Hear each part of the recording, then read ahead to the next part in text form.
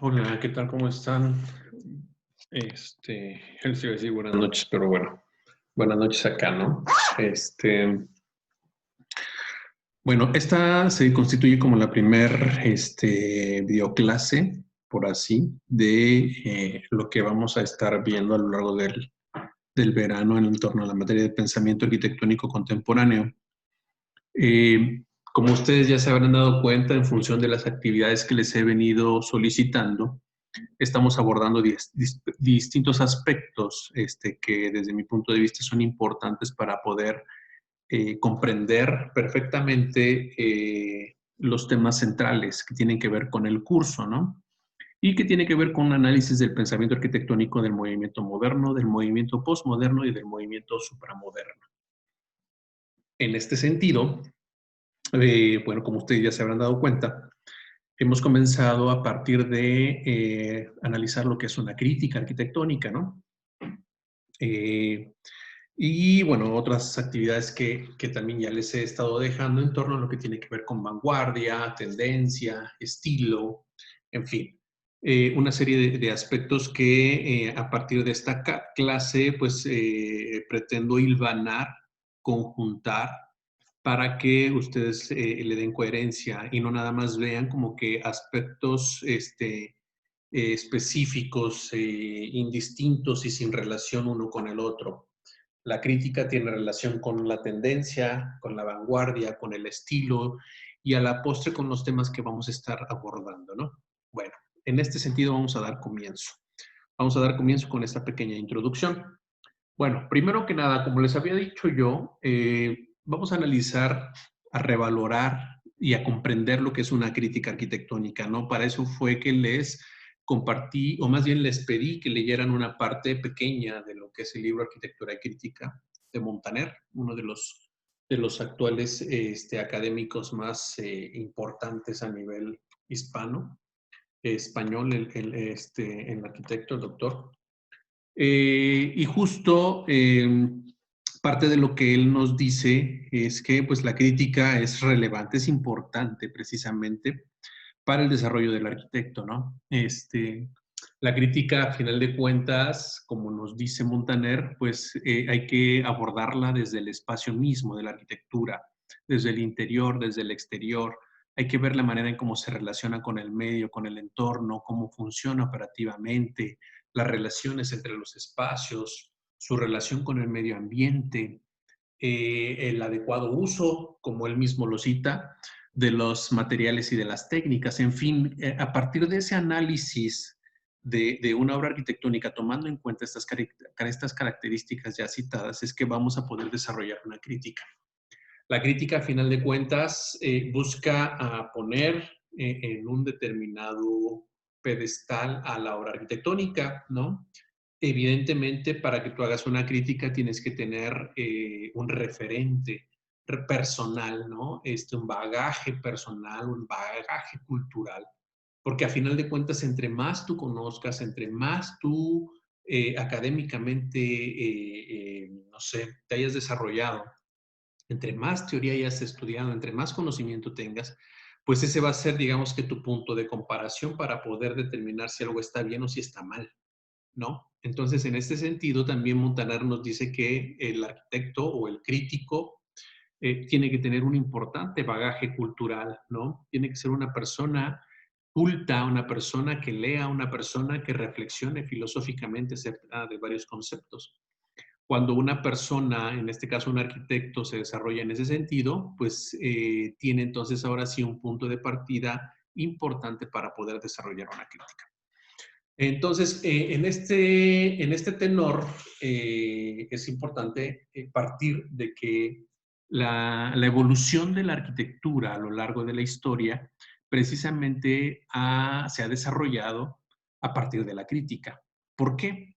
Imaginémonos como las imágenes que están aquí, que están ustedes viendo, que a ustedes les llega un cliente y les dice, ¿saben qué? Necesito que me hagas una casa, ¿no? Y la imagen que tienen de la casa, este cliente, tiene que ver con esta imagen que se observa aquí del lado izquierdo, ¿no? ¿Por qué? Pues porque a lo mejor es la imagen que a lo mejor él siempre ha tenido, a lo mejor, puede ser que a lo mejor sea la única que conozca, puede ser que a lo mejor reviene una película y le encantó, le gustó a este cliente, ¿no? Y entonces ese es el prototipo de casa que él conoce y que a lo mejor aspira a tener. En ese sentido, te dice a ti, ¿sabes qué? Pues yo quiero que me hagas esa casa, que me la diseñes. Pero de alguna manera te dice, bueno, ese es, digamos que mi punto de partida, pero tienes libertad para que tú, pues me propongas distintas formas o una mejor alternativa para mi proyecto. Evidentemente ya el arquitecto en función, o ustedes imagínense que en este caso específico, el proyecto que ustedes van a desarrollar, pues también está en función de su conocimiento, de su bagaje, de su cultura, de todo su evolución, ¿no? A lo largo de su carrera como arquitectos. Y entonces habrá quien diga, ¿sabes qué? El proyecto de una casa tiene que ser como este que está aquí en la parte de arriba, muy futurista, muy moderno, o podrá ser como este que está en la parte del medio, con aspectos minimalistas, pero también de alguna manera con detalles acogedores, ¿no? Como aquí en el uso de la piedra. O habrá quien diga, ¿sabes qué? No, el proyecto de una casa tiene que ser con estas características de tipo colonial, ¿no? Con colores terracota y con un ambiente de naturaleza muy importante. Entonces, ¿qué trato de decir con esto? Que la forma más práctica de ejercitar la crítica es precisamente a través del desarrollo de proyectos arquitectónicos.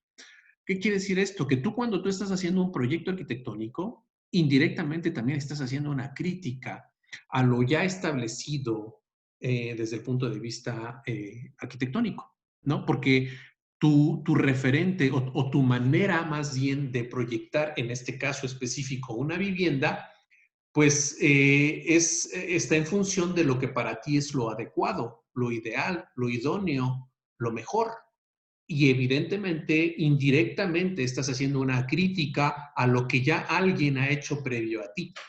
Entonces, es importante que caigamos en esta cuenta, que todo proyecto arquitectónico también es una carga importante de una crítica arquitectónica, surge de una crítica arquitectónica, insisto.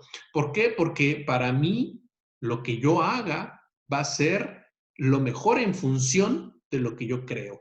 ¿Y en función de qué? De lo que ya existe. Entonces, importante tener esto en la cabeza. Un proyecto arquitectónico surge a partir de una crítica, indistintamente, siempre, en todo momento, ¿no?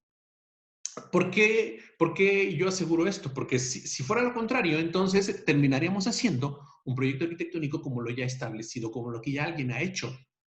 Estaríamos imitándolo y estaríamos haciéndolo igual, ¿no? No habría crítica, habría una asimilación de ese conocimiento y diríamos, esa es la verdad y esa verdad yo la adopto y esa verdad yo la replico. Pero no es así. En la arquitectura siempre hay una constante evolución, un constante cambio. Entonces, indirectamente estamos hablando de que un proyecto arquitectónico es una crítica, surge a partir de una crítica. Por eso es que pongo ahí que la forma más pragmática de ejercitar la crítica es a través de la creación de nuevas alternativas de diseño.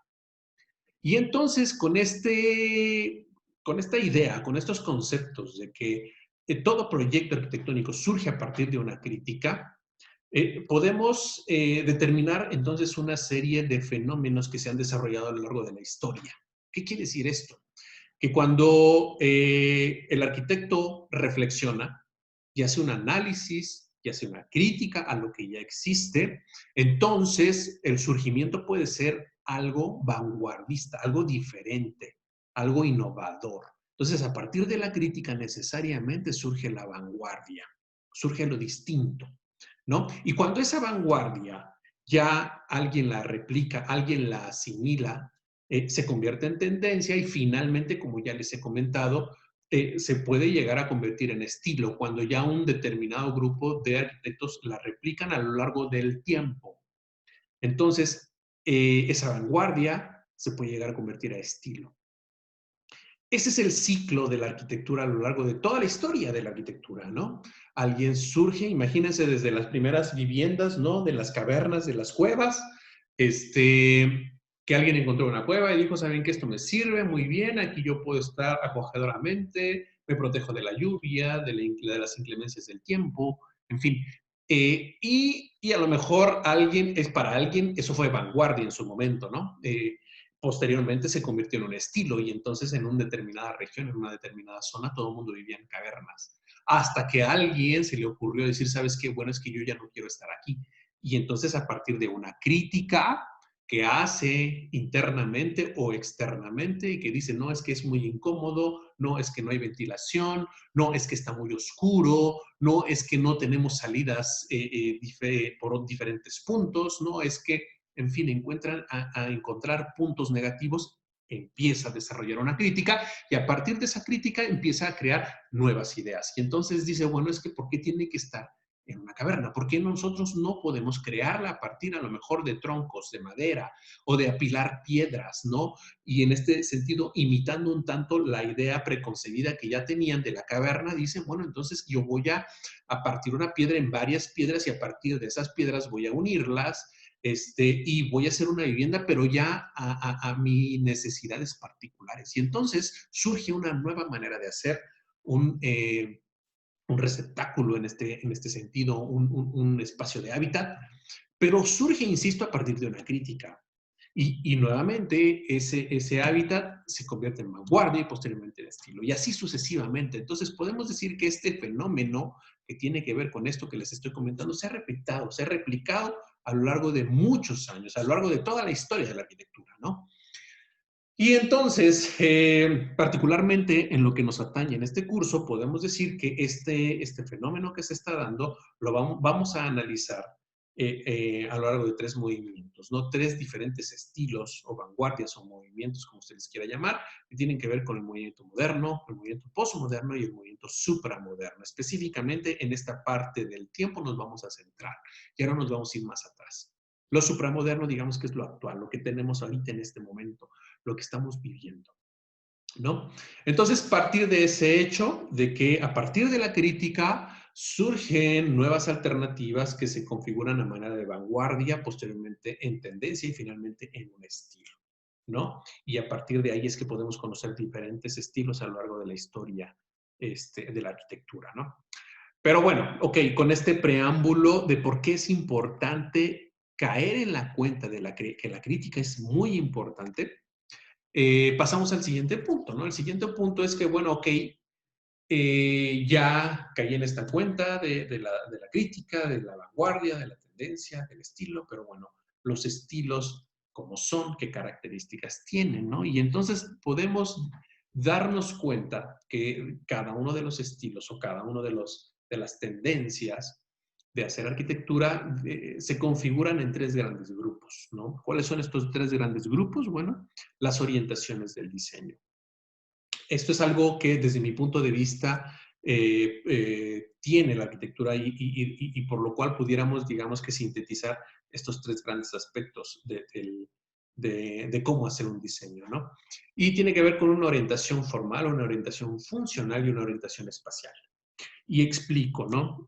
¿A qué me refiero yo con el diseño a partir de una orientación formal? Bueno, es aquel diseño en donde existe una libertad creativa, ¿no?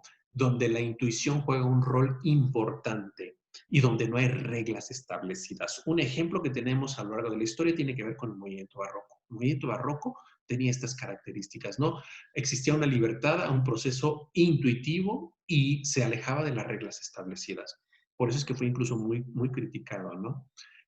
Por los movimientos neoclásicos posteriores al barroco. Y entonces, esta característica tiene en la orientación del diseño arquitectónico a partir de una orientación formal, ¿no? Esa es una primera característica. Otra característica es que lo más importante en este sentido es el lenguaje formal de la envolvente. O sea, el objeto arquitectónico es lo más importante. No así el usuario, no así el contexto o el entorno, sino el objeto arquitectónico, ¿no? Es otra de las características. Y esto lo podemos ver, por ejemplo, en el Museo de Guggenheim de Bilbao de Frank Gehry, una propuesta, una alternativa, ¿no? La ópera de Sydney. Son proyectos en donde son la envolvente, el proyecto escultórico, por así decirlo, es lo más importante, ¿no? Otra característica es el objeto arquitectónico adquiere el rol protagónico, insisto. En la arquitectura tenemos tres, digamos que, invitados, ¿no? A la obra.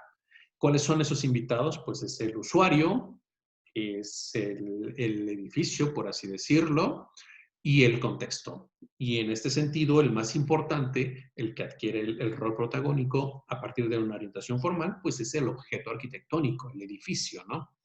Y el contexto y el usuario tienen un rol de espectadores solamente. Otra característica es que el origen de la forma, el origen de ese edificio, esa composición surge a partir de un capricho, probablemente, o por un profundo sentido filosófico, ¿no? A partir de un análisis, a partir de que pretendo yo que el edificio transmita algún mensaje, que transmita alguna emoción, no sé. Y entonces yo lo relaciono con un aspecto filosófico de la vida, del entorno, del mundo, en fin, de muchas cosas, y para el arquitecto ese edificio es la respuesta hacia una serie de preguntas, a lo mejor que se cuestiona internamente, ¿no? Otra característica en esta orientación formal del diseño arquitectónico es que el aspecto espacial es resultado de la composición formal. ¿Qué quiere decir esto? Que el arquitecto, pues primero hace una composición formal, a lo mejor parte de maquetas, surge una maqueta formal, un concepto formal, y entonces, ¿qué es lo que hace con su equipo de trabajo? Que todos los espacios los integra al interior de ese edificio, de ese volumen. Entonces, parte de la forma y la función posteriormente se le adiciona, ¿no? Se ajusta a esa composición arquitectónica. Entonces, digamos que los proyectos con estas características, como los proyectos que yo ya les acabo de citar, tienen esta orientación, una orientación formal, ¿no? Un segundo grupo de formas de hacer diseño arquitectónico tiene que ver con una orientación funcional, ¿no? Y en este sentido podemos decir que la orientación funcional parte de un programa de necesidades, ¿no? Digamos que la orientación funcional es como la que se imparte desde la academia, por ejemplo, en este caso, en sus materias de taller de diseño, en la materia de metodología, ¿no? Donde nos han enseñado que el proyecto arquitectónico tiene que surgir a partir de cuatro etapas. Un diagnóstico, un análisis, una síntesis y un desarrollo, ¿no? Y nos han marcado un camino lineal en donde todo debe de partir a partir, valga la redundancia, de un programa arquitectónico, ¿no? Entonces, ese es el punto de partido de los proyectos que tienen una orientación funcional. Segundo aspecto, lo más importante es el aspecto funcional, como su nombre lo dice, en cada espacio y de la totalidad del conjunto, ¿no? Antes de que yo me meta a cuestiones conceptuales, estéticas, aspectos de la configuración del envolvente, para mí es prioritario que le dé una solución a los aspectos funcionales, ¿no? Y entonces de ahí que yo tenga que desarrollar estudios de áreas, diagramas de relaciones, diagramas de zonificación, en fin, una serie de aspectos importantes previo al desarrollo de un proyecto arquitectónico. Otro aspecto tiene que ver con la actividad a desarrollar adquiere el rol protagónico. En este sentido, a diferencia de la orientación formal donde el edificio, el objeto arquitectónico es el protagonista, acá no. Acá lo protagónico son las actividades que se desarrollan al interior de ese edificio, al interior de esa vivienda, al interior de esa escuela, al interior de lo que sea. Esas actividades es lo más importante, ¿no? Si mis actividades son para una consulta médica, entonces tengo que centrarme en cómo funcionan esas actividades para que yo pueda proponer esas características del espacio interno y posteriormente las relaciones con otros espacios para al final configurar un edificio. Otra característica o aspecto tiene que ver con el que el origen surge del análisis de las funciones a desarrollar en cada espacio. De ahí que tengamos que hacer un estudio de áreas y estos diagramas que les acabo de comentar, ¿no?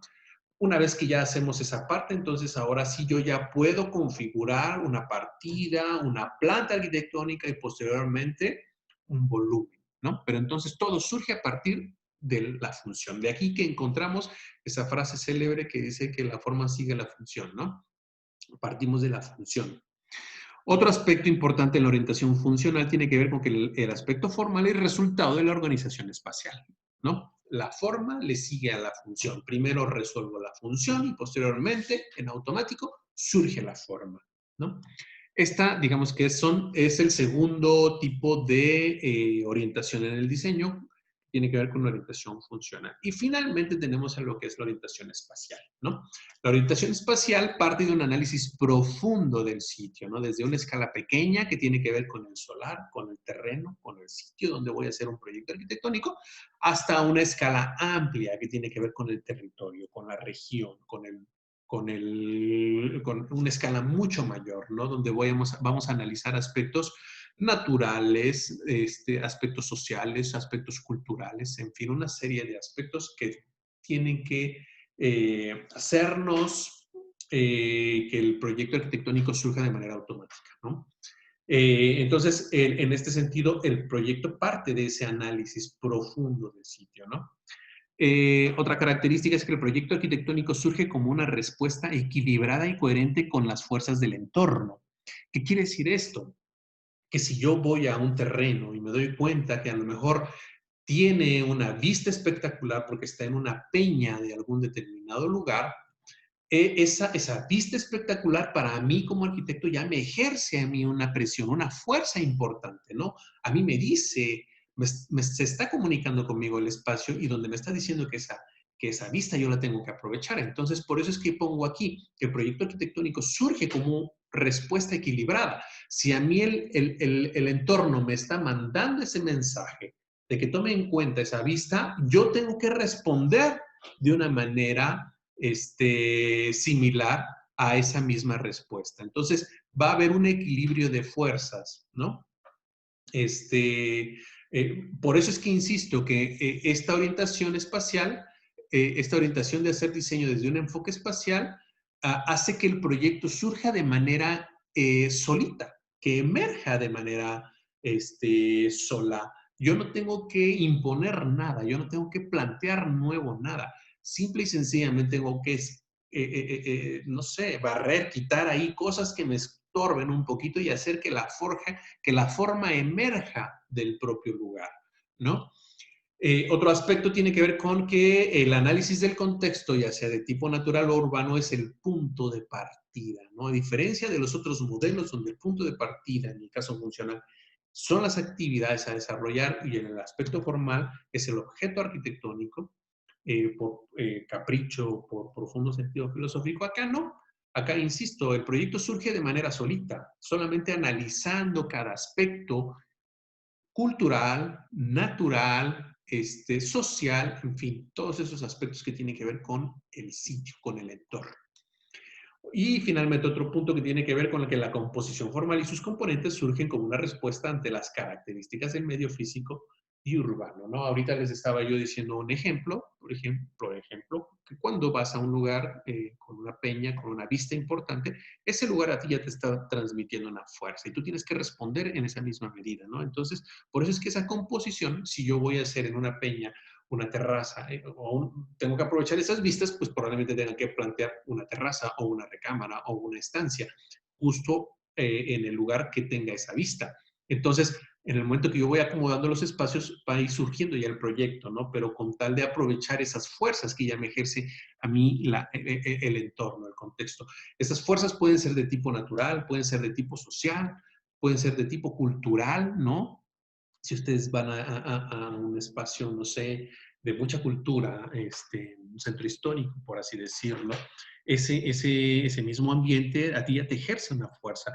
Evidentemente, si tú vas a desarrollar un proyecto con una orientación espacial, tienes que tener desarrollado ciertos aspectos, ¿no? Como evidentemente tiene que ver con la observación, con el análisis del contexto del entorno, porque a final de cuentas, a partir de esa observación es que a ti tú vas a poder identificar esas fuerzas que existen en el contexto y que tú tienes que tomar y que tienes que acomodar para desarrollar tu proyecto arquitectónico, ¿no? Entonces, estas tres tipos de orientaciones son, digamos que los grupos más comunes en el proyecto arquitectónico: orientación espacial, orientación funcional y orientación formal. ¿Cuál es mejor? La que ustedes crean. A final de cuentas, hay ejemplos importantes en una, en otra o en otra, ¿no? Aquí no podemos decir cuál es la mejor. En arquitectura es imposible decir que el mejor camino para desarrollar proyectos arquitectónicos es el A o el B o el C. A final de cuentas, todos son posibilidades y todos son buenas posibilidades si es que las llevamos a un buen resultado, donde el resultado final tendría que ver con el bienestar del ser humano. Si esa es la finalidad última de la arquitectura, buscar el bienestar del ser humano, entonces tú puedes recorrer cualquier camino con tal de que llegues a ese resultado, con tal de que llegues a ese final, ¿no? Entonces, A lo mejor uno cueste más que otros, sí. A lo mejor uno te acomode más que otros, sí. A lo mejor uno te gusta más que otros, sí. Eso ya va a depender de ti. El chiste es que llegues a ese mismo resultado, ¿no? Buscando el bienestar de las personas, buscando el bienestar del usuario, buscando el bienestar del contexto y del entorno, ¿no? Bueno, pues con esto vamos a terminar esta primer charla. Les voy a pedir una actividad en torno a esta última imagen, donde estoy explicando acerca de las orientaciones, donde quiero que me esquematicen para ustedes esta metodología a partir de una orientación formal, a partir de una orientación funcional y a partir de una orientación espacial. Háganme un esquema, ¿no? Ilustrándome cómo es, aparte, tomando en consideración esta explicación y tomando en consideración también aspectos que ustedes crean que se relacionan con con estos tres tipos de orientación. Háganme una serie de esquemas, les voy a explicar más a detalle en la tarea, y me lo suben como una imagen, ¿no? Una imagen en PDF o una imagen JPG, no sé, con estos esquemas, identificando cada una de las tres orientaciones y desde su punto de vista también, que me planteen con cuál de ustedes estas tres formas se acomodan más, con cuál de ustedes creen que es lo adecuado para trabajar, ¿no? Insisto, no es muy bien visto que podamos afirmar, este es el camino y por aquí debe de ser, porque no somos dueños de la verdad. Simple y sencillamente decir, desde mi punto de vista, yo considero que la arquitectura tiene que desarrollarse bajo una orientación tal, por esto, por esto y por esto y por esto, ¿no? Y con esto concluir la tarea. Esquematizar las tres tipos de orientaciones y hacer una reflexión desde su punto de vista, cómo debe de ser la arquitectura, por cuál se tendrían que ir de esas orientaciones y por qué tendría que ser así. O inclusive, si ustedes me pueden decir, ¿sabes qué? Yo creo que tiene que tener de las tres, o yo creo que tiene que tener de estas dos, o para mí esto parte de aquí, luego sigue esto y luego sigue esta. No lo sé. Ya depende de cada quien, ¿no? Entonces, con esto me despido. Y pues les encargo entonces a tener esta tarea que les estaré publicando. Les he estado insistiendo mucho acerca de las tareas porque al ser un curso de verano va a haber muchas tareas y va a haber tarea todos los días. No esperen que haya un día en el que no haya tarea. Va a haber tarea todos los días porque, insisto, vamos a ver lo que se ve en un semestre, lo vamos a ver en 4 semanas. Entonces, les encargo mucho esto, no se vayan a atrasar con tareas, no se les vayan a estar acumulando, porque después entonces va a ser un problema de nunca acabar. En una siguiente sesión vamos a ver, ahora sí entonces, ya a partir de lo que es el movimiento moderno, ¿no? Vamos a ver ya una serie de aspectos que ya están ahí ya configuradas para ver ya, adentrarnos a los temas en particular. Entonces, concluyo recapitulando lo que les acabo de decir. La evolución de la arquitectura y su desarrollo y su implementación de nuevas vanguardias parte de una crítica arquitectónica. A partir de la crítica se desarrollan vanguardias, tendencias y finalmente estilos, ¿no? Y este es un ciclo que se va repitiendo y repitiendo y repitiendo a lo largo de toda la vida, a lo largo de toda la historia arquitectónica. Sí, por ejemplo, nos vamos a dar cuenta a la hora que analicemos ya el estilo o el primer movimiento que vamos a analizar que tiene que ver con el movimiento moderno, que este movimiento tiene mucha relación con las vanguardias artísticas que se desarrollaban en aquel momento, ¿no? Principalmente las vanguardias pictóricas, ¿no? Y bueno, pero bueno, eso ya lo vamos a ver en una siguiente sesión, ¿no? Sale pues, chicos, chicas, muchísimas gracias por su atención. Y entonces estamos al pendiente y estoy al pendiente de cualquier duda, comentario y de recibir sus tareas. ¿Ok? Bueno, pues vamos a detener la grabación. Saludos. Hasta luego.